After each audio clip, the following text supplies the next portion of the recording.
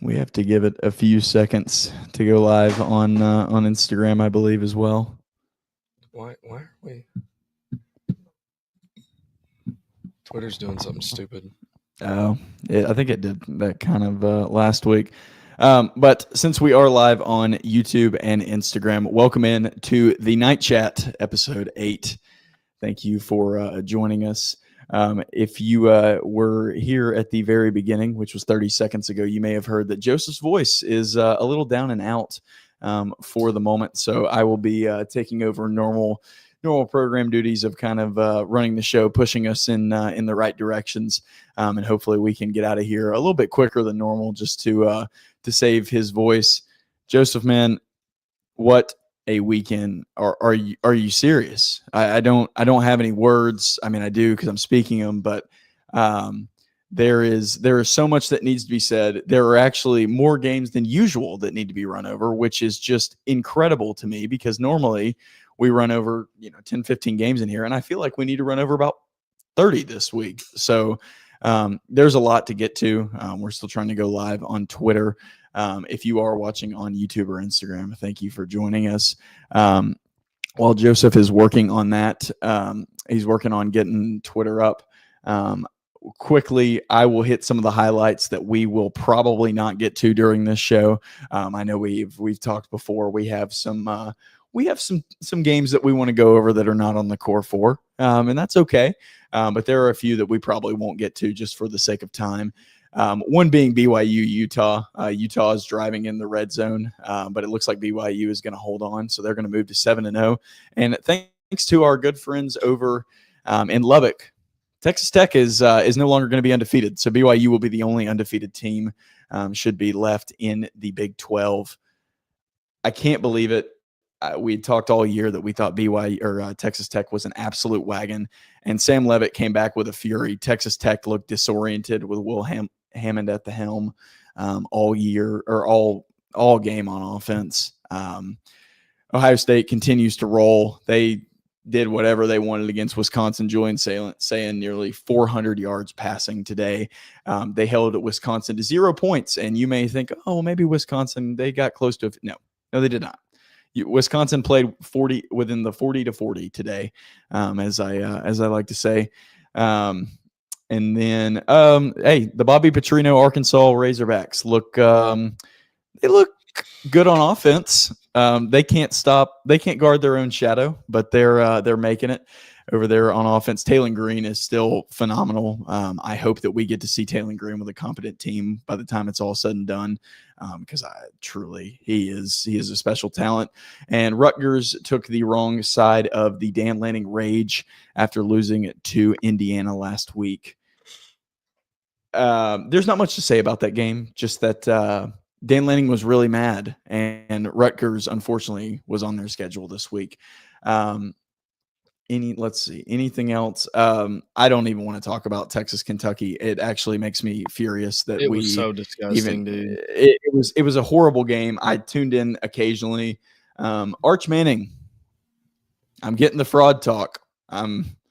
I haven't wanted to go there this year, but I don't understand why you put up this performance at Kentucky.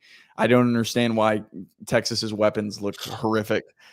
Texas's defense has got to be fuming over there on the sideline as they run in every 2 minutes to bail this team out. Somehow they are 5-2.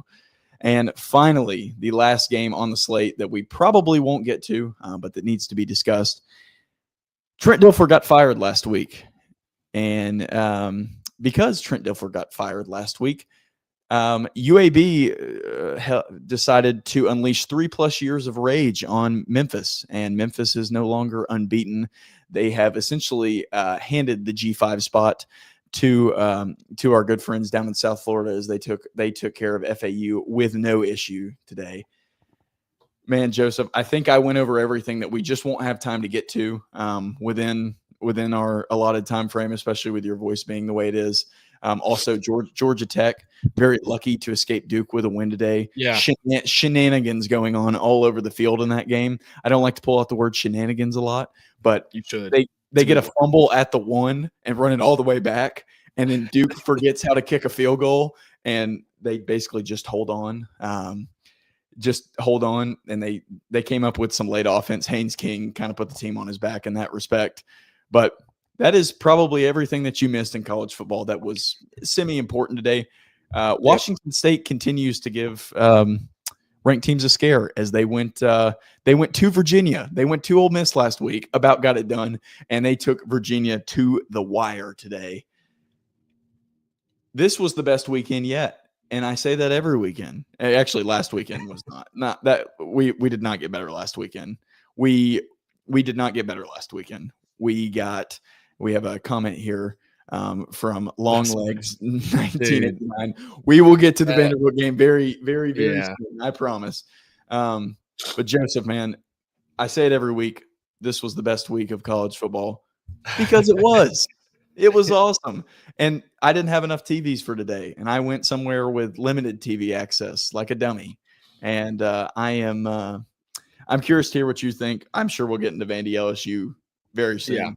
Yeah. But we're gonna get into all the core 4 games. First and foremost, I do want to apologize for my voice. I'm trying out here. It's rough. There's gonna be some squeaks, some cracks. I mean, it's it is what it is at this point. I can't fight it, but I didn't want to miss the show. I was thinking about skipping. I was like, you know what? I was like, I'm gonna ride the bench. I'm gonna let Drew have it tonight. But I was like, man, I can't. I just can't. I just like. We're happy to have you, dude. I like doing this too much. So the night chat's awesome. Yeah, it would have been a weird show without you. I know. It's odd. I know. I missed the one that I fell asleep for half of it, but it would have been weird on the solo. But yeah, I guess that's a good segue into getting into our first core 4 game, which was the Vanderbilt Commodores in Nashville, Tennessee, taking on LSU. And man, Vanderbilt's really damn good. And there's no denying it anymore. Now this team is going to give me I don't know how you do this. I've said this before. I don't know how you root for a good team, because I'm doing like the spider pose on my couch trying to like thinking that'll like help in some way. But dude, their offense is surgical, and Diego Pavia is the reason. Like you can talk to me about talent. You can talk to me about the fact that Vanderbilt's defensive line and their coverage was excellent in the second half. They let Travis Green get a little loose in this game, and that definitely hurt him. It definitely hurt him. But dude, he just comes up with these plays, and specifically, I think 4th and 1. I think the defender has him 2 times on the sack, and somehow he not only jukes him out, he releases the ball within about half a second to get it to Cedric Alexander for the first down, who's wide open on the other side. I mean, it makes. I don't know. He doesn't make any sense, but he's electric. And and while he's my quarterback, I'm going to get all the mileage I can out of it. What did you see in this game? What was that thing for you that was just like eye popping off the screen? I think it was just the way that Vanderbilt just made plays, man. Like they didn't look like they were just out athleted by LSU. And I feel like that's been the story so long for Vanderbilt football. And part of it's every time you watch them, when they were back when it was like a free win, it was just the difference in the level of athlete was just nuts between what Vanderbilt was running out there and everybody else in the SEC. And that was gone today. And it's not just like you were able to go athlete for athlete with like Kentucky or Mississippi State or one of these, down programs in the SEC or lower tier programs. You went with like LSU is thought of as the class of the conference at times in certain years. I know this year it's not, and under the Brian Kelly tenure, it hasn't been for a little bit. Yeah, but again, man, I am one of those people that thinks LSU is like up there for best job in the SEC. Sure. I don't think Brian Kelly's ultimately going to be the guy that elevates that program. I don't. And part of me is, I know some people might say it's a little early, but like, I don't think LSU is one of those programs where it should take a few years. I think pretty quickly if you've got your guy or not. And I don't think Brian Kelly's the guy. I said it in the group chat after they lost today. I think he should take the Penn State job, get back up north, because they're going to throw you in a low country boil. They're not going to like you much longer at LSU. No, man. And it's wild to hear you mention that Vanderbilt wasn't out athleted. how the I'll say the F word because I've got a few of them ready, but how the frick are you with the money that LSU has, with the pockets that they've had, the resources, the recruiting, the pipelines that they have, the historical success? How in the world is this the product that you run out on the field? I mean, it's unbelievable. And Brian Kelly was bailed out by Garrett Nussmeier multiple times in this game. Garrett Nussmeier is probably not able to walk right now. Like he's still injured. He's still injured. And for me, this was the first time that I got a good, like, full game look at Garrett Nussmeier, because I'm not gonna lie, I've been popping in here and there, just kind of watching, kind of checking out LSU. Garrett Nussmeier is basically dead out there. Vanderbilt's getting through the line consistently, and he's just keeping them in it. Like Caden Durham busts that huge runoff there at the end, and that was it though. The rest was Garrett Nussmeier, like taking on an assault from this Commodore D line and being like, watch this. I'm going to wait till the last second and deliver a dart. And that was it. Yeah. And say what you want about how he's played this year. Massive respect to that dude. He was very good in this game. Well, it just feels like that. It feels like Brian Kelly at LSU, and I don't mean to sit here and talk about the team that lost this game, because I think we should give love to Vanderbilt and specifically Clark Lee, because what he's been able to do, honestly, I think is what's going to lead to people like Brian Kelly getting fired. Yeah. Because he's able to do it at Vanderbilt, and it's like you can't do it at LSU. But my original point, the thing that I think has gone so wrong is that Brian Kelly hasn't been able to get it to put together on both sides of the ball at the same time. Like in the Jaden Daniels era, their offense was good. Their defense, they might as well have not even stepped on the field. Like they could have been pulling kids out of the stands and putting pads on them and putting helmets on them, because they were going to give up 60. And then now you bring in Blake Baker and the defense gets better.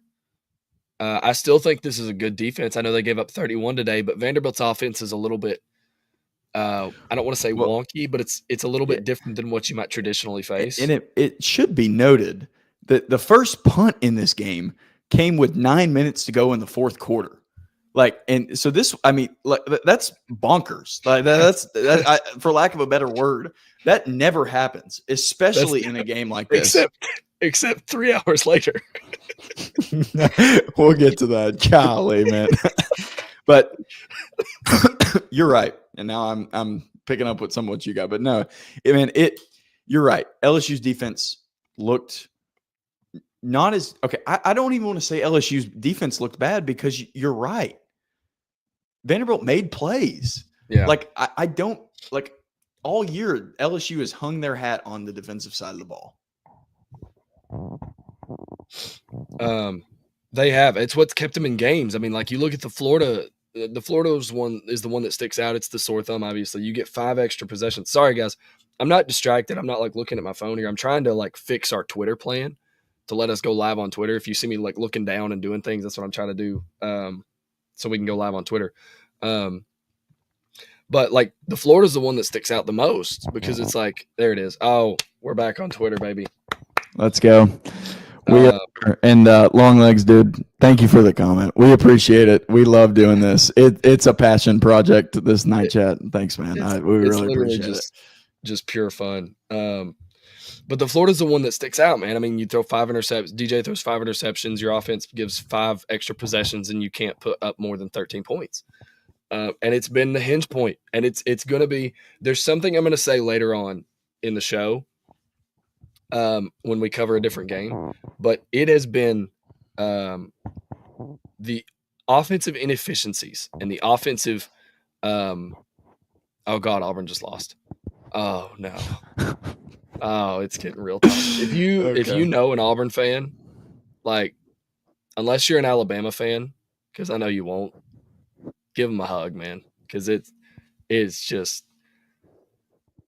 rough. Getting scary over there. Getting scary down there at Auburn, Alabama. Yeah. It's rough. Like, and Auburn Twitter, the message boards, Oh, God. Anyways, This is a rubber um, meets the road Saturday for a few of our coach yeah, friends in the SEC. Yeah. yeah, it's real rough. I mean, when they're flashing up Missouri's 22-0 record versus unranked opponents, and you just beat Auburn, that's not a good that's not a good sign for Auburn. Um, anyways, that was a side tangent. Um, LSU's offensive inconsistencies is their downfall. That's what's been their downfall, and it's literally like Ole Miss was able to take advantage, Vandy was able to take advantage. Whatever team that they can't just suffocate on defense is going to have a chance to beat them. Yep. Um, and that's just what they are. I mean, the run game, the run game showed up a little bit last week. It showed up a little bit better this week. I mean, Caden Durham, Harlem Berry combined for 100 yards, but it's the inability to do that consistently. Yeah. And take pressure off Garrett Nussmeier. I don't actually think Garrett Nussmeier was bad today. Oh, he's Like great. I I thought he was great. solid. Yeah, I thought he was really good today. Like Um, I was mad that he was the quarterback of the team that Vanderbilt was facing yeah, today. Like it was, yeah. Nussmeier was great, man. And I I don't want to say this out loud because I really don't want to give Brian Kelly. I like it on the 0.01 chance that he sees this. Run the damn ball, dude. Like Garrett They Nussmeier can't. was great. No, they did. They did in They this game. could today. They Yeah. did. They were. I mean, the Barry kid that they're running out there, who's apparently a 5-star recruit. He's gone after this year, but like they're running this Barry kid out here in place of Durham because Durham wasn't getting done. He's getting eight. Harlem Berry. He's getting 8-9 yards a carry, and then they're Yeah. like, yeah, let's just run a bubble screen over here to the side, completely take away all our advantage. That's so goofy. I just, oh my goodness, it was like as happy as I was that Vanderbilt won this game, and I'm about to get to Vanderbilt. I promise. I'm about done writing on LSU. Mhm. I cannot believe that this is the product that Brian Kelly put out because this just shouldn't be a thing. Vanderbilt running out and not only beating you but looking like the better team is embarrassing, and it's time for you as a coach to look within yourself and say, what am I doing here? Like, Yeah. like you have Jaden Daniels, you have Garrett Nussmeier, you've got all of this talent. Like it's time, dude. It's real deal time. But yeah, I quickly on Vanderbilt. Look, they're really good. I don't want that to be. I don't want that to get lost. I don't want that to get mixed up in all this. They're really good, and they probably should have won this game by more. And if not for some Garrett Nussmeier heroics, if not for Trey Green being literally wide open the entire game, finding those pockets, this game would have been a lot worse. It would have been a lot worse. If not for just an absolute athlete play by Xavier Thomas on what should have been like a busted, like maybe like a 3-yard gain or a loss turned into a like 62-yard touchdown. Yep. But they're really good. Their defensive line is the most impressive thing on their team. They're actually both sides of their line are just, I cannot believe that the Vanderbilt Commodores have a defensive line that can outclass LSU's. I cannot believe that they have an offensive line that is not only serviceable, but that when they needed it, moved this LSU defensive line. They moved their line. They moved them backwards. They on 4th and goal. I've never seen a Vanderbilt Commodores team that I can say they're going to get this touchdown. I can't believe that I actually sat there and had confidence in them getting that touchdown in the first half at the one. It was incredible.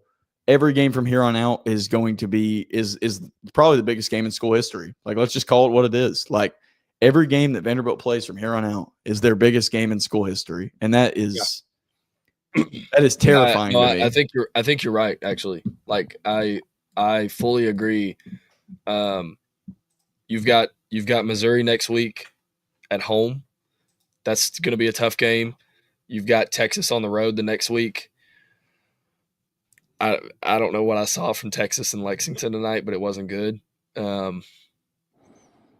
Yeah, every game you have on your schedule left is the biggest game in school history, and it's the first time I think I've ever said that every game left on Vandy's schedule is winnable. It's not only winnable, it's like a few of these they should win, and it's nuts. Like they should beat Texas, and that it's gonna come Which down is to wild, dude. Yeah, it's gonna come That's down so to wild. Is this team for real? Is what they're building for real? Because I cannot believe how much of a winner that I think Clark Lee is. I know I'm fan biasing all over the place and I'm gushing and I get it. No, I'm doing the thing do that it. But you're right. I should do it because I may never get this again. I don't know what the future holds. So this is what you get for the Night Chat episode 8. But it's every word out of his mouth. He's a winner, and he's not just a winner. He's a winner at Vanderbilt, and he wants to build it at Vanderbilt. And it's wild. And you know what? He may leave in the offseason, and he may burn every single, but I don't think he will. I don't think he will either. I think he wants to bring this school to powerhouse status. And I don't know if they'll get there because, as I'll get into in just a second, the Blue Bloods are still the Blue Bloods. The G and the A, the regimes may change, the players may change, but they don't change. And that's something that they're going to have to go up against. But, man, while it's here, I'm going to enjoy it. If they go to the college football playoff, you can go ahead and book my ticket. Apologies to my bank account. So, yeah, I'm good. I'm good on Vandy. Whatever it costs, you'll pay it. I get that. I totally understand that. No, dude, you should have your moment. You should 100%. I'll take out credit cards. I'll take out small business loans. I'll lie. I'll do whatever. Get one of those Affirm loans. Check into cash. Yeah, I'll be there. Yeah, I'll be there. Loan shark straight up. Why'd you do this? So I could go to a playoff game. I had to be there. Side tangent.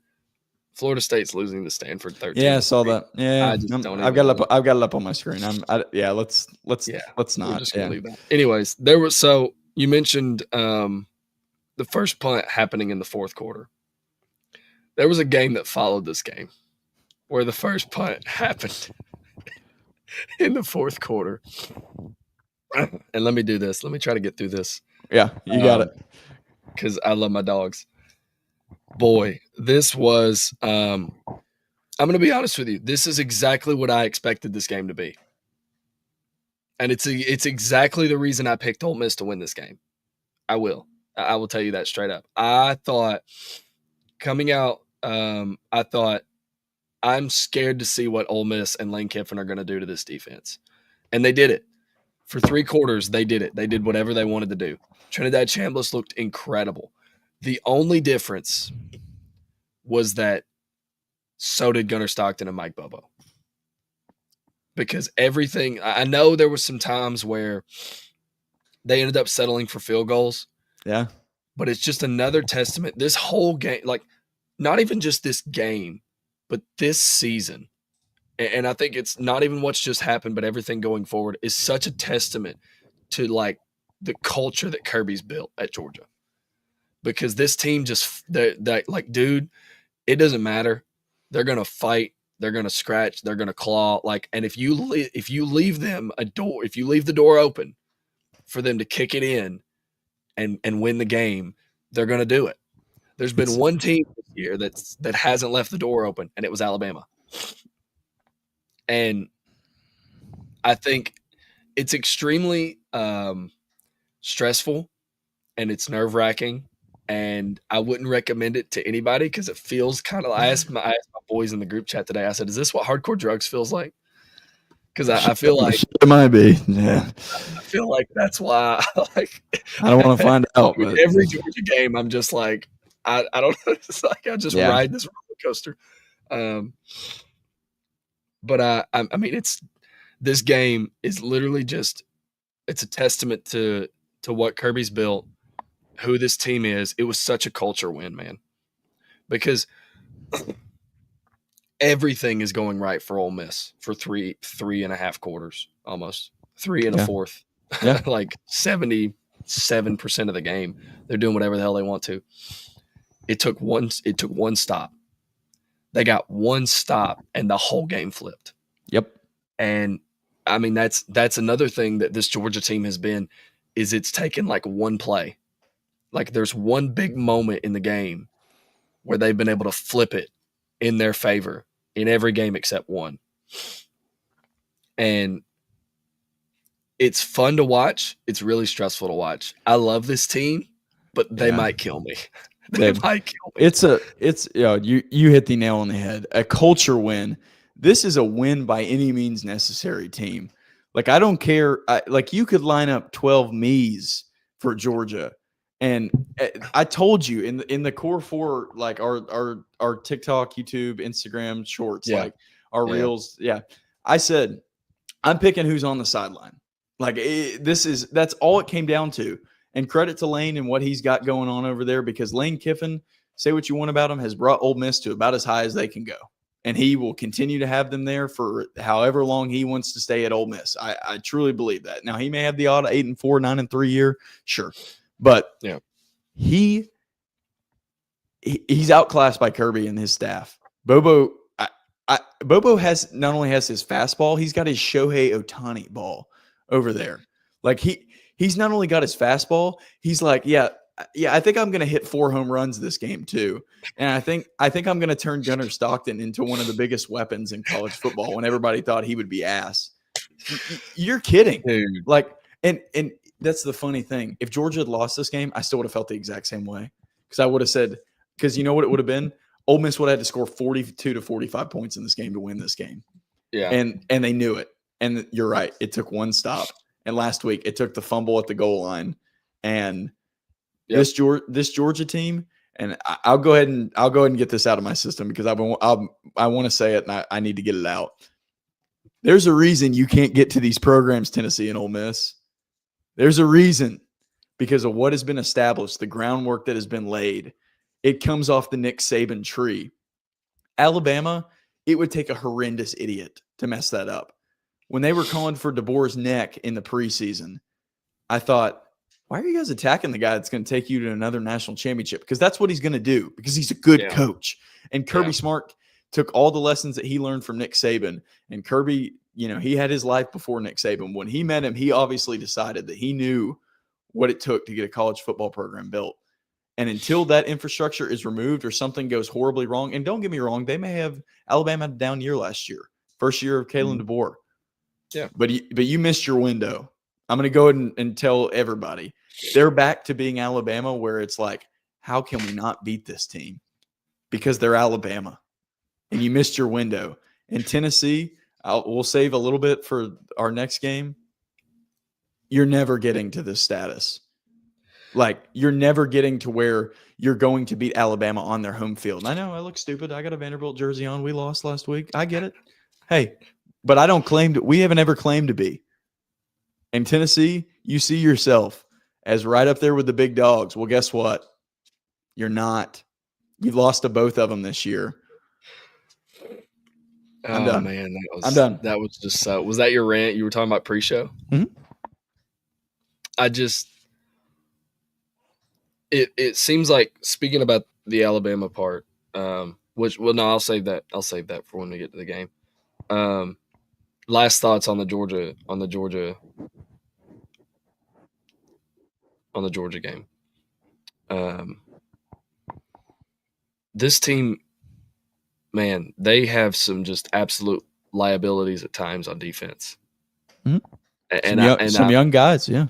Yeah, and I think they're really talented. And I think they'll be good, but right now they're just young. And I just don't think they're comfortable enough with the system and with what Kirby expects out of them yet. Yeah. I think they'll get there, but they're not there yet, and I think it shows. CJ Allen is a freak, dude. CJ Allen's a freak. No arguments here. Yeah.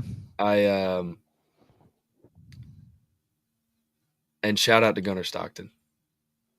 Because dude, he threw some balls today that I didn't think he was capable of throwing. I know in the Tennessee game he stepped up, and I know he made that big throw that Chase talked about a little bit 4th and 6, on the pot. Yeah, I know he made the big throw, but he made some throws today not on 4th and 6 and not on do or die situations, and a few of them were do or die situations, sure. But there were throws within the regular flow of this game. I was like, I didn't know he could do that. I had no idea he had the arm strength to get the ball there. You're discovering new things about Gunnar Stockton every week you watch him, and that's fun. I think part of that today was the mantra that Kirby and them took into the week for this game, because I listened to him a little bit when he was on Pat's show on Friday, Pat McAfee. Well, I say that like people don't know. But he talked about their mantra for this week was just play free. Like, play free, because you'll play better. Like, when you're thinking too much about what you're doing or what you're not supposed to be doing or where you're supposed to be, like, you'll lock up, you look awkward. Because people, and they ask him, like, how do you get so much better in the second half? So he's like, just settle down. It's a half of football's gone by. The guys are like, oh, we're in the game now. All right, let's take a breath and play some football. And I think from an offensive perspective, and Gunnar specifically, they really embodied that message. Because watching Gunnar today, it felt like it was the freest I'd seen him play all year. Sure. Especially like looking at him in the Kentucky game, I thought he was done. I thought he looked like a completely different quarterback in the Kentucky game, like even throwing out the Auburn game. Yeah, he looked comfortable today, and he just looked like he was just going out there and playing football like he'd done his whole life. Yeah, and so 26 of 31, 289 yards, and four passing touchdowns, 5 total touchdowns. I mean, what Georgia a day for can win in a lot of different ways. What a day for the Night Chat crew, dude. What a day for the Night Chat crew. Man, we did it. Finally lined it up. Man. Just monumental wins for the boys. So, I got nothing else on the Georgia game. I don't either. So let's move on. Tennessee, Alabama. Game of the night. It was College game day. Of course, it's gonna be the game that draws in the most viewers. I have no doubt about that. I'm sure it was probably hovering in the 10 million range, somewhere around there for this game. And you come into this game, and you're Tennessee, and you walk into Bryant-Denny, and you act like Tennessee. If it walks like a duck, it talks like a duck. And Tennessee lost this game, and this is probably going to sound pretty redundant and stupid and simple, but I'm going to go ahead and say it. Tennessee lost this game when they threw the pick at the end of the half. I mean, I'm with you. Yeah. Like it was over. Like, there was no getting back in this game after that. You shot your wad and you missed. Like, you just and no, I said on the podcast, I was like, I think I'm going to root for Tennessee this year. And then I see them act like Tennessee, and I cannot believe all week I hear the same thing. It's our year to take down Alabama and Tuscaloosa. No, it's not. Get out of here. Stop. You guys are done. Not that you're done. You're going to go 9-3 this year. It's going to be fine. You're probably going to beat Vanderbilt because it's in Knoxville. I hate that. Maybe, it's going to be close. It won't be a blowout like they should. Like Tennessee, the team that carries themselves like they're the pride of the SEC, should expect to beat Vanderbilt. I cannot. We talked pre-show about how you said how bad the Florida game pissed you off, and Billy Napier is probably out the door. And we don't have to get into that. If you watch the Florida game, you know what happened. No, I want to get into it. Okay, you got your rant. I want to give mine. Yeah, go ahead. Absolutely. I don't have no. My rant's not Core 4 related, so I was going to save it. Yeah, to save a little bit of my voice. Yeah, we'll save that for the very end. But I cannot believe that with Deshaun Bishop sitting right there, I don't get the idea here, because I know you want to pass the ball and you want to save time and you're out of timeouts. And I get that. But man, at a certain point, play real football. Don't do that. Your running backs are the hallmark of your team. They are. And that's what they're supposed to be. They're the thing that opens up the RPO game that Tennessee loves so much. And they're the things that opens up Joey Aguilar. Trust him here. And the whole second half was a mess. It was a comedy of errors. Tennessee doesn't kick a field goal to get back within 14, which, at that point, your chance of winning was very slim. But you can still win the ball game, and you went for it. What are you doing? You're going to go for it on 4th and 12 instead of kicking a field goal? Where is the message getting? Where's the message getting? Yeah, you hit the under. Yeah, absolutely. But where is the message getting lost with Josh Heupel? Because at a certain point, I know that he beat Alabama, and I know he's done it multiple times, and that's fine. And they're always going to have that. And they and they should. That's a big accomplishment for where their program has been, because we've talked about the coach spiral. It's been a big thing that you brought up specifically in the past few weeks when related to Billy Napier. But man, at a certain point, like, you can't lose to Alabama and Georgia every year, which they're going to for the foreseeable future if they run this product out on the field. I'm done. I'm not gonna go that far. I understand your rant and your passion, and I appreciate your passion. I'm not gonna go that far. I think they'll be fine under Heupel. I think tonight was just a compilation of bad moments that stacked against you for Tennessee. And I know the mantra against Alabama has always been, you don't beat Bama kicking field goals. And I agree. You don't. Like, you have to play perfect. For as long as Nick Saban was there, you had to play the best game you play all year to beat them. It looks like they're rounding back into that form with Kalen DeBoer, where they're not going to beat themselves the same way they did last year. But part of what led me to picking Tennessee in this game, I know the matchup that everybody highlighted was the explosive play rate for Tennessee's defense and their secondary specifically, and the explosive play rate for Alabama and these receivers. But I thought to myself, like, Jam Miller's coming off an injury. I was like, so he's probably not going to be 100%. Alabama has no run game. It's not that they struggle to run the ball. They have no run game. It just doesn't exist. They have extensions of the run game with screens, and I'll give Ryan Grubb credit. He's been very creative in finding ways to move the ball without a traditional run game. That's all the credit in the world to Ryan Grubb. But I thought, with the way that this Tennessee defensive line can pressure the quarterback, and the way that they'd probably be able to stop the run without having to load the box, I thought that would kind of mitigate a little bit of what Bama would be able to do on the outside. And I think outside of Ryan Williams having some pretty phenomenal catches, sure, I don't think I missed the mark on that too much. No, I don't think that's all. But what you can't do is have a 14-point swing going into half and basically kill all your momentum on the road. Especially when Bama gets the ball in the second half. I don't like to say that one play lost you a game, but I really feel like that pick six lost them the game. And I mean, like, I know there's and Heupel has the right message at the halftime. Like, he gives the right message. He's like, it didn't go our way. There's still 30 minutes of football left.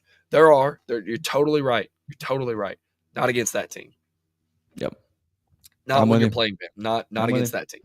I'm with you. You can't give them free shots like that. So, it's hindsight to look back and say, just kick the field goal, and make it 10-16 going into the half. But, if they come out in the second half and they score and then it's 23-10, like, I get it going for the touchdown there. Joey just missed, man. Yeah. Joey just missed. Like, that's really all that comes down to is, like, I don't know if Joey missed or if it was just a terrific individual. It was a terrific individual play by the Alabama defender. Well, no, it's not about like a miss, because it is, don't get me wrong. It's Xavier Brown made the play because he was looking at Joey the whole time, like watching his eyes. He knew where he wanted to go with the ball. But when I say he missed, it's more about how that ball is supposed to be thrown. Yeah. Like, that needs to be your tight end has to jump, get to the corner. Like, Xavier Brown shouldn't even have a chance to really, like, make a play on that ball because of where it needs to be placed. Like, your guy or nobody should get to it. And that's just not the ball he threw. And so that's what happens. It's if they had managed to tackle Xavier Brown, I think it would have been, it would have sucked, but I don't think it would have been as detrimental. No, definitely not. But the fact that he goes all the way to pick six, just it felt like the game ended there for me. And I know Peyton Bishop, I keep calling him Peyton Bishop. I keep mixing Deshaun Bishop and Peyton Lewis's names together. I know Deshaun Bishop had the really long run, and I just like again, part of me what led into me picking Tennessee for this game was I thought they'd be able to run the ball. I thought they'd be able to be a little bit explosive, and I think they were at times with Joey. Sure. But it just came down to a couple of moments, like it normally does for teams when they play Bama and they play Bama close. I know you look at the score, you look at the box score, 37-17. It was a relatively close game. Yeah, 37-17 is like it's a 17-point loss, but like the game, I don't know, it felt closer. No, it did. I'm with you. Than that to me. I get your point. Part of that's because of the pick six. But I thought they'd be able to run the ball well. They were. But again, man, it's just you can't help Alabama beat you because they will. You have to play damn near perfect. And I know that wasn't the story last year, but a lot of last year was just the Jalen Milroe experience, which was this whole thing. I'm sure Alabama fans are happy to have left behind, because the one thing that we haven't said is Ty Simpson, best quarterback in college football? ? I don't know. You tell me. You can argue. You can argue with yourself, but he is as solid as they come, and reliable as they come. Ty doesn't seem like even what Carson Beck did Friday night. I don't feel like I'm going to get that from Ty Simpson. Like I don't feel like I'm going to have a random three interception night from Ty Simpson. No. So it's just like this Alabama team. Something I said when I was watching before I hopped in the studio with you, and it was what I was alluding to earlier that I was going to say about when we got into this game. It hasn't cost them. It hasn't cost them yet, because I don't think the Florida State game. I don't think that's what lost them that game. It hasn't cost them yet. I don't know if it will cost them the rest of their SEC schedule. But I feel like at some point, Bama's inability to run the ball is going to cost them a game. I agree with you. I'm with you. I don't know when it's going to be, and I don't know who it's going to be against. Yeah. They were not the third string today to try to get any spark on that run game. Number 4, oh my goodness. Oh, Daniel Hill. Daniel Hill. I mean, he just should not play. Like, not that. No, I'm sorry. That's mean, and that's not how I meant to come out. You should not have to go to a player like him at this point in his career. Let me rephrase that. But he was like their best running back. Like, he provided at least some spark. I mean, and he's like 230 pounds. But yeah, no, your point is well founded. Yeah, and I don't know. I feel like that's kind of like it's easy to say. Yeah. When I allude to it like that, like I don't know when and I don't know how, but I just watching this team, it feels like at some point that's going to cost them. I think it absolutely. And I don't think it'll be until the playoffs. But even like a Miami, like I know they lost. I know they lost, but like it's easy for me to look. I know they lost last night, so it's gonna be easy to like get all over Miami and say their playoff chances are that, which they're not. If they met Miami, I would have legitimate concern for Alabama about what I don't know. I don't like. I think Miami as a defensive unit, and this is just one example. There are many teams that I could point to, but a team like Miami, or this probably doesn't need to be said, but Ohio State, if they played Ohio State, oh god, dude, yeah. Sorry, Ohio keep going with your original point. Let me see, where is it? I'm looking for something specifically. But my original point was like, I don't know who it's going to be, but I think somebody's going to be able to take advantage of them not being able to close a game because they can't run the ball. With him. Yeah. It's a fantastic point. I mean, it's going to be very interesting to watch Alabama the rest of the season. Yeah. From that aspect. Now, looking at their schedule going forward. Yeah, who they got left? The only team, and hear me out on this, okay? Because you're going to laugh when I say this. But I feel like the only team that can take advantage of the struggles that Alabama has is LSU. I knew it Okay, was coming. I knew it was coming. I just didn't and I want to know like. how that sounds after what we just watched them march out on the field in Nashville today. I know how that sounds, but Dude, I I know just what I know what you're saying because there were the way times in that this. defense. Yeah, Well, I know not what you're even just saying. that. Not even just that. It's the havoc that defense can create for LSU, and the fact that this Alabama offense, with the lack of a traditional run game, Ty's an athlete. Don't get me wrong. Ty's an athlete. I don't think he can outrun players the same way that Jalen Milroe could. Yeah. Oh, definitely not. I mean, no And some question of he the can't do that. Yeah. athletes, some of the athletes that LSU has on that defense, also mixed with having one of the best corners in the nation, being able to cover. So you're Yeah. probably taking out one of their wide receivers. Yeah. Mansour Delane is a man and I will be I playing on feel like Sundays. and I know that game's at home, and again, this is a reach, and it's really far away. It's it's just something that's poked out to me while I was watching this Alabama game. And it's not trying to take a shot. It's not. I still think Alabama's a really good team. I think they're probably one of the best teams in the nation. Yeah.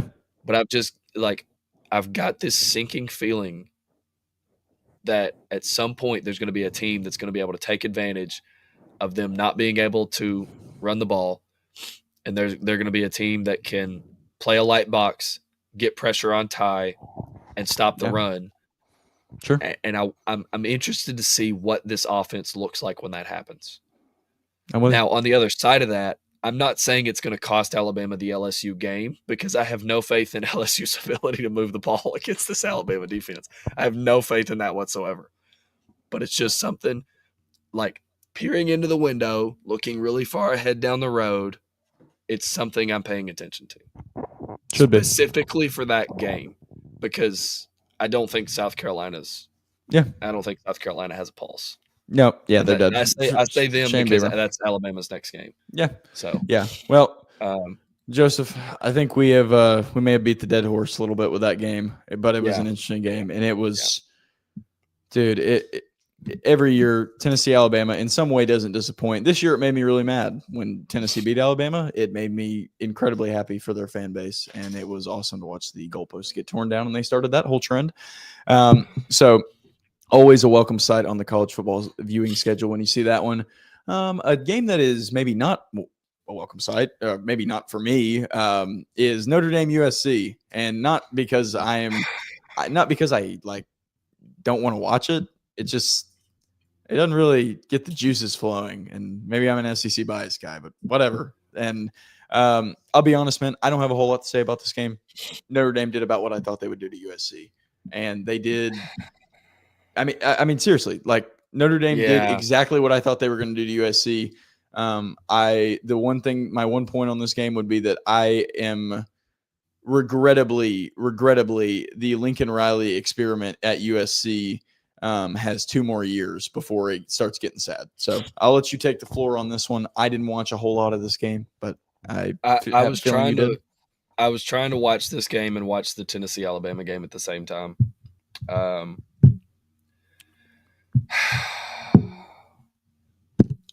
What USC was able to do with Mekhi Lemon and Jacoby Lane against these corners is what I thought would lead to them winning this game, and it's the reason I picked USC. Honestly, is because I thought they'd be able to. I thought they'd be able to score almost at will.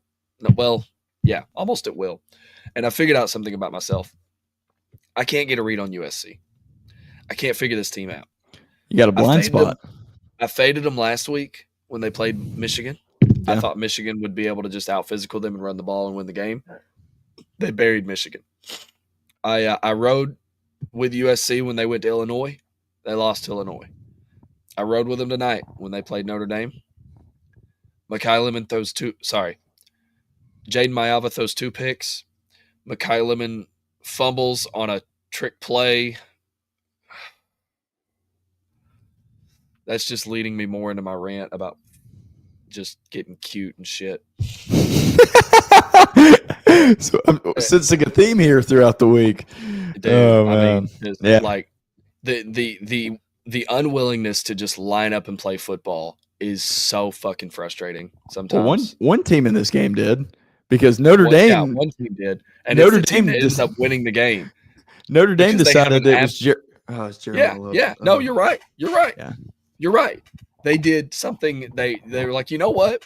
We gave Jeremiah Love 20 carries in a game, and we put up 50 points. Let's just do that shit again. And there you go. 24 carries, 228 yards. Turns out it running works. through the USC defense like they're like hot knife through butter, dude. Yeah. And it may take a little bit. Go ahead. Like ultimately what this game came down to for USC was turnovers. Yep. I mean, Jaden Mayala had 328 yards passing, but he had 2 interceptions and a Mekhi Lemon fumble. Like, and it was so poorly timed because at the time of the Mekhi Lemon fumble, I believe this is right, Notre Dame had just kicked probably the worst field goal I've ever seen. And they were like, USC was down 24-27, and Notre Dame is about to kick a field goal to make it 30-24. And this field goal never had a chance, dude. Like no, not even close. A 31-yarder. Whew. Yeah, missed it. Like it was a duck, dude. It was a shot duck out of the air. No shot this was going to make it. And then they run this like reverse double pass with Mekhi Lemon when it's raining, and Notre Dame sniffs it out perfectly. Ends up knocking the ball out of his hands, recovering it. I mean, it's credit to Notre Dame, dude, because they just found a way. CJ Carr, yeah, I think CJ Carr, outside of just an egregious interception he had in this game, played decently, but they rode their star players, man. Jeremiah Love and Jadarian Price carried the day. And I mean, credit to Marcus Freeman, because at least somebody that I watched today knows how to give the ball to their fucking running back. All right, I'm done on this game. So if you want to go ahead, I'm done. Yeah, keep going. Yeah, you got it. And the reason I say that, the reason I end that the USC Notre Dame review on at least somebody knows how to give the ball to their running back is because I watched the tail end of the Florida Mississippi State game, and it actually upset me. It did. It actually upset me. I don't understand the unwillingness from Florida and the staff to take the ball out of Jaden Ball's hands, dude. It didn't cost you today. It did not cost you today against Mississippi State, but it has cost you earlier in the year. Drew, we talked about it pre-show, okay? Florida's up 23-21. They have 2 minutes, less than 2 minutes in the game. That means I don't remember Mississippi State's timeout situation. But if you get a first down, you can probably end the game. Okay? Probably, yeah. I'd say that's fair. So Florida gets the ball. 4-yard run by Jaden Baugh. That 4 yards on first down on a run is incredible. 2nd and 6. They hand it to him again. You know what? 5 more yards. 3rd and 1. 3rd and 1. And you know what Billy fucking Napier decides to do? I give feel the ball like you're to going to Jaden tell me. Baugh. Yeah, he did, didn't he? Yeah. I don't know if it was, and if it wasn't Billy and it was something that DJ did at the line, my bad, dog. But for whatever reason, DJ ends up running with the ball, with the intent to pass it for whatever reason. He's like, yeah, let's run a pass play here. And DJ gets sacked, dude. And Florida loses 7 yards on a sack, and they end up punting the ball back to Mississippi State. I mean, basically handing the game to Mississippi State on a silver platter. Brutal. But the reason I said someone is because Billy's not the only one that's guilty here of not just handing the ball to your running back. So Mississippi State gets the ball. 18-yard run by Blake Shapen. They're to the Mississippi State 46. 1-yard pass, an incompletion. It's 3rd and 9. 10-yard pass from Blake Shapen, you get the first down. 6-yard pass, 8-yard pass, 0-yard run. It's 2nd and 10. There's 29 seconds left. Mississippi State has the ball. 29 seconds. I don't remember their timeout situation, but I think they had at least one. Regardless, 29 seconds is enough time to run the ball and then clock it. And Jeff fucking Levy, for whatever reason, decides to run a pass play. Oh, man. And Blake Shapen throws an interception. I'm sorry to both fan bases and anybody in general who watched this game. It was the most frustrating thing I've ever watched at the end of a game. Frustrating. It's just mismanaged. I mean, you turn on. Do running backs just not exist, dude? And Ball had 6.5 yards a carry. Yeah, dude, he hasn't had a game this year where he's been under 5. Man. He has not had a game this year where he's been under 5 yards a carry, bro. And then, listen, Mary, listen, I get it. I understand. Like, I don't mean this to take a shot at Mississippi State because I like Jeff Levy, but you shouldn't have even had the ball. Florida should never give you the ball back. But they didn't give it to Jaden Ball. My voice, dude. Yeah, it's shot. Yeah, no, you're getting shot, man. You're getting to the end goal. We're getting around to it. Yeah, but just like watching those drives back to back, where it's like, guys, and I'll give it to Mississippi State. I don't know their running back room. I don't know their kicker situation. Like maybe their guy's not comfortable with like a 35-yard field goal.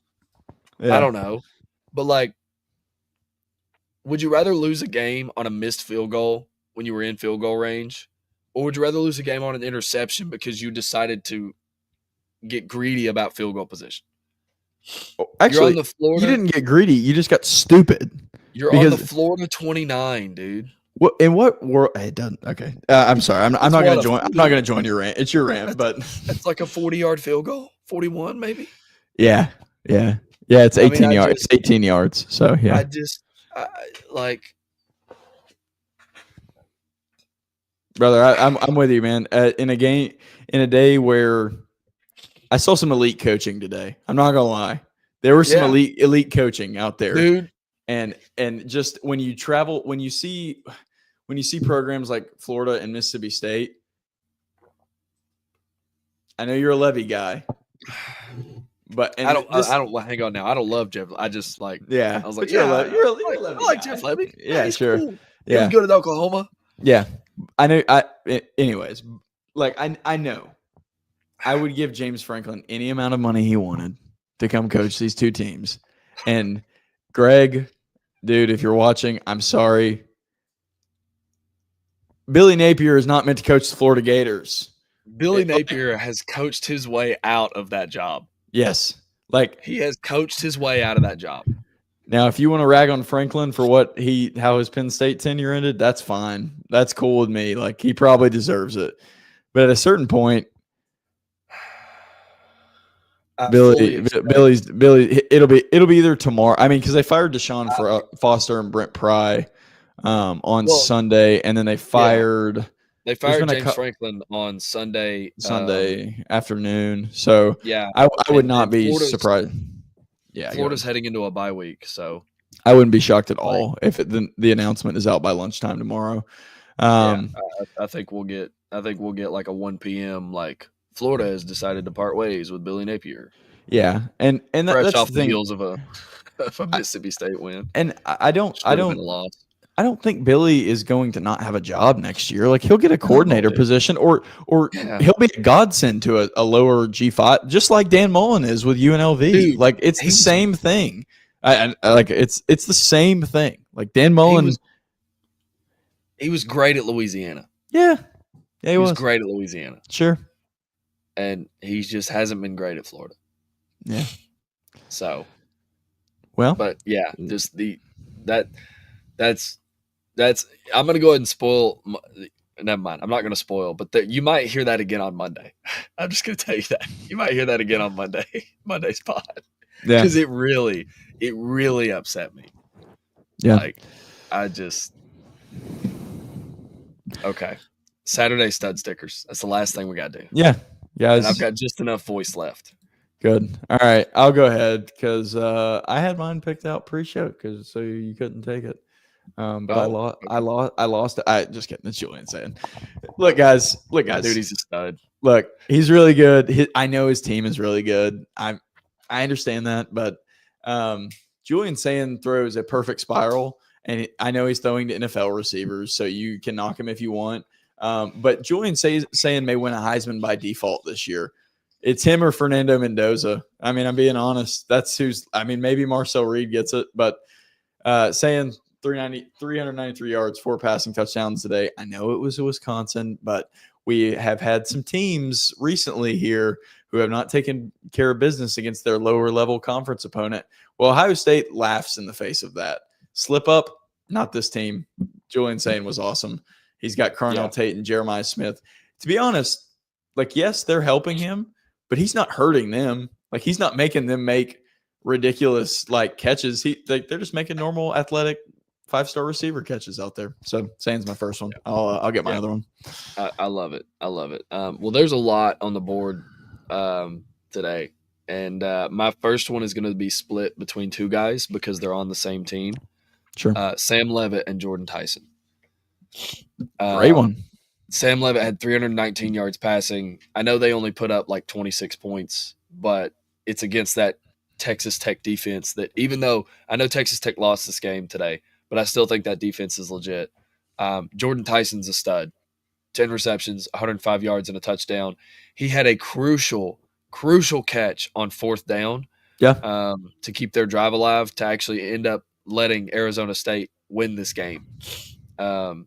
So, yeah, Jordan Tyson, Sam Levitt, that's my first like Saturday stud 2-for-1 sticker of the day. There are no rules. You can do whatever you want. Yeah. You want me we have to team. give my second one? Yes, sir. Go right ahead. We're going full snake. Oh, bro, I'm going full homer pick. My fucking dog, Gunnar Stockton, dude. Yeah. Like, my dog, man. This brother making throw after throw, running in touchdowns, 289 yards, 26 for 31, 4 tutties through the air, and 1 on the ground. 5 total touchdowns for your boy, number 14. And he needs he needs a nickname, dude. I mean, he's getting that good. He needs a nickname. I don't know what to call it. I mean, dude, what are we gonna call him? Like F100? The stock man? Stock car? Something like that. Stock car, yeah, sure. I don't know, dude. Yeah, I don't know. He has a pretty cool name already. I'm not gonna lie. He kind of does. Like, it's kind of like Tim Tebow. Like, not that they're the same name, but it's kind of like the name says all you need to know. You don't need you don't need a nickname. Gunner. Like, it's Gunner. Yeah, like Tebow, you just called him Tebow. Yep, same thing. He is not Tim Tebow. We're not saying he's Tim Tebow. Never at any point did we say Gunnar Stockton is Tim Tebow before anybody loses their shit. No, but no one said that. Phonetically, or not phonetically, just the way that you say their name, replacing a nickname is like Tim Tebow. All right, literally just about the letters that form their name. So I could go here, and I really want to, but I already talked enough about him. So my Saturday stud sticker is going to be another homer pick because it cashed my chat slip. Martin Connington hit a 34-year-old, I can't speak, 34-yard field goal. That was the most. With 33 seconds left in the Indiana-Michigan State game. A pointless cover field goal. I don't know who coaches Michigan State right now. I'm not gonna lie, they're 0-4 in the Big Ten. So why the hell would I care? But they've Jonathan something. He's Oregon State's old coach. Oh, okay. I know who you're talking about. But yeah, guys. Whenever they tell you that you're dead, just remember these coaches know the spread. And Martin Connington walked out there, and that coach said, "We're covering the spread versus Indiana," and he delivered. And he go ahead and check that one off on the chat slip. Another 4-0 week for me, and a chat slip cash. So, hey, I'm not good teams win, great teams cover, dog. That's all you got to say. Like, how reckless. Good teams win, great teams cover. And you know what? It really was. Like, I loaded up. I didn't even watch this because this game was on Peacock. Screw Peacock. Sorry, I didn't mean for Peacock to catch a stray there, but like, I hate when I like really want to watch a game and it's on Peacock. It pisses me off so much. It's a bad viewing experience. It's worse than the ABC that we've shocked. have a problem with it. We've had I'm problems not with this shocked year. at all that a Yeah. streaming exclusive coverage of a college football game is poor. Yeah. It actually makes me happy because hopefully they'll stop. Like, just stop. I want NFL games off of Netflix. I know we're going that way, and Oh God, pretty soon that I'm sure NFL will be brought to you exclusively by Netflix, but I want them gone. I want them off of Netflix. All right, I'm sorry. Keep going. Shit, what was I gonna say? I lost it. Oh. Oh yeah, no. It was literally the most pointless field goal ever. Like I picked up my phone and I opened the Gamecast on ESPN and I saw they made the field goal and made it 13-38, and I was like, that is literally the most like just sorry ass. I love it for you. I love it. Coaches know the spread, brother. I'm telling you, do they know it? They literally, I'm positive it's the first thing they look at when the line. I'm positive they're one of the first viewers. Just the way that Michigan State like got their ass handed to them by UCLA, and then now you're kicking like fourth quarter field goals to cover the spread. Like whatever works. A win's a win. A win's a win. Yeah. Good teams win. Great teams cover. And this was a win as well. Joseph, dude, thank you for powering through, because I'm not gonna lie, the solo night chat was staring me in the face, and I was blinking. I'm not gonna lie. It's kind of running around here in a little frenzy. So everybody go give love to Joseph on Twitter, on Instagram, whatever you want to give him love on. Just tell him you hope he feels better. For myself and him as well, thank you for watching the Night Chat episode 8. This was by far the craziest week of college football we've had, and I say that every week. So tune in for week 9, where I'm sure a stadium will there will be a field will be rushed. Yeah, I'm sure there'll be some craziness. We didn't even mention that Kansas tried to bait Texas Tech into a pocket knife fine or penalty or something. So I mean, see what happens. See what happens next week when somebody pulls out a rocket launcher. We love you. See ya. Go to bed.